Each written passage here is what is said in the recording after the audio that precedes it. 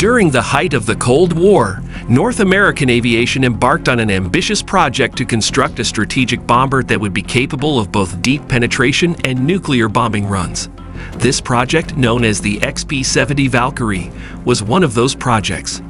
This astonishingly futuristic concept was created in the 1950s for the Strategic Air Command of the United States Air Force. It was intended to test the limits of existing aviation technology. The XB-70 Valkyrie had exceptional capabilities, such as the potential to reach Mach 3 while simultaneously cruising at an incredible altitude of 70,000 feet. The United States Air Force had great expectations for this new aircraft because they believed it would be almost unaffected by jet interceptors. Due to the incredible speed of the Valkyrie, it was necessary for it to constantly move between radar stations, which made it extremely difficult to follow. Despite this, as time went on, the project faced increasingly difficult obstacles. Because of the Soviet Union's advancements in anti-aircraft missile technology, the bomber's advantages in height and speed were greatly reduced. In addition, the designers of the XB-70 neglected to account for the development of intercontinental ballistic missiles, which are capable of traveling at even higher speeds and reaching even higher altitudes, leaving the XB-70 useless for the delivery of nuclear weapons. The XB-70 Valkyrie was a remarkable achievement of technology in its day. It was the airplane in aviation history that held the record for having the greatest size.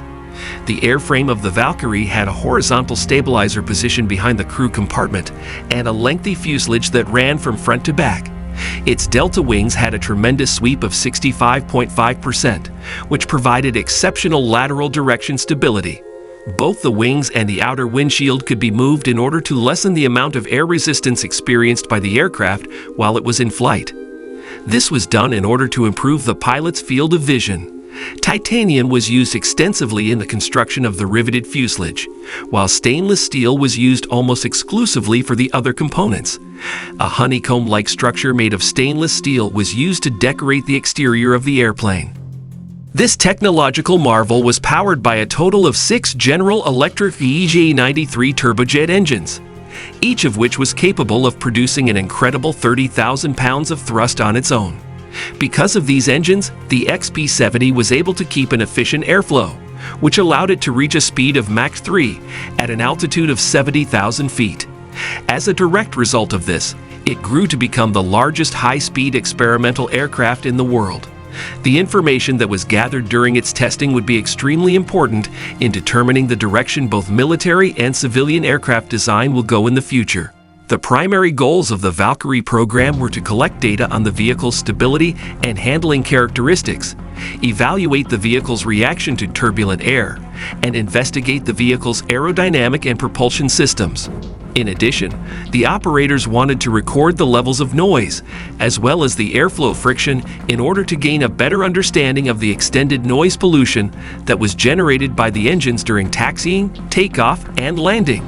The aircraft was accompanied on its research flights by a TB-58, which was chosen because of its capability to attain Mach 2. In March of 1967, NASA took over management of the program, with the Air Force continuing to bear some of the obligations. North American Aviation was only ever able to complete the construction of 2 XB-70 prototypes. The initial prototype had inadequate directional stability beyond Mach 2.5, which resulted in only one flight at Mach 3, which was unsuccessful. As part of the American Supersonic transport program, the second prototype was put through high-speed wind tunnel experiments before being utilized for research flights at supersonic speeds. Following these tests, NASA's Ames Research Center made certain alterations to the design that were recommended. The enormous XB-70 Valkyrie had a cockpit that was 3 floors up, making it the tallest in the world at the time. It measured 185 feet in length overall, with delta wings that were 105 feet in spread each. As was said earlier, it was propelled by 6 extremely powerful General Electric EJ93 engines, which enabled it to achieve speeds that were 3 times faster than the speed of sound. The XB-70 was never put into production, despite the fact that it had a cutting-edge design. The XB-70 was included in a picture shoot that took place in June 1966 alongside other aircraft that were powered by General Electric engines. Tragically, while filming was taking place, an F-104 starfighter and an XB-70 were involved in a collision, which led to a deadly crash. The results of the investigation showed that a factor that contributed to the disaster was the weight created by the vortex wingtips on the Valkyrie. The XB-70 Valkyrie is the aircraft that now holds the record for being the biggest gigantic one to ever reach Mach 3. The capabilities of a high-altitude, high-speed strategic bomber were successfully proven by this aircraft. However, the technology of surface-to-air missiles was too advanced for it to elude capture. The point of no return for the project was reached when the second prototype was destroyed, leaving just the first prototype, which had fewer capabilities, available for investigation. It continued to fly for a total of 2 more years, mostly with the purpose of gathering information for the Supersonic transport aircraft program pertaining to sonic booms. Concerns that manned bombers would become obsolete and the enormous expenses associated with maintaining them were primary motivating factors in the decision to discontinue the B-70 program in 1961. Between 1964 and 1966, 2 prototypes of the XB-70 were put through their paces in supersonic flight tests. Near Dayton, Ohio, the only remaining XB-70, with the series number 62-01, may be seen on exhibit at the National Museum of the United States Air Force. It currently acts as a symbol of the history of aviation.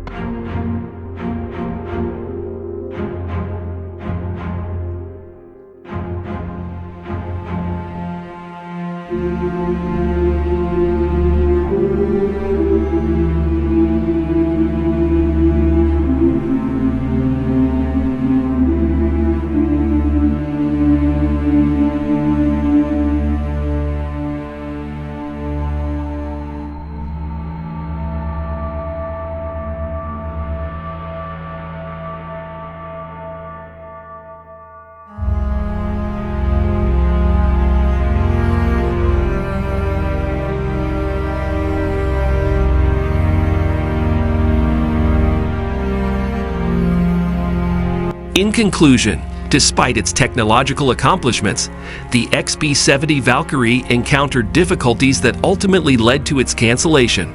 Nevertheless, the XB-70 Valkyrie continues to be an important part of aviation history, serving as a monument to the continued pursuit of innovation and improvement in aerospace technology. That's all for today. Hope you have enjoyed the video. Please don't forget to subscribe to our channel. See you again in the next video. Until then, take care.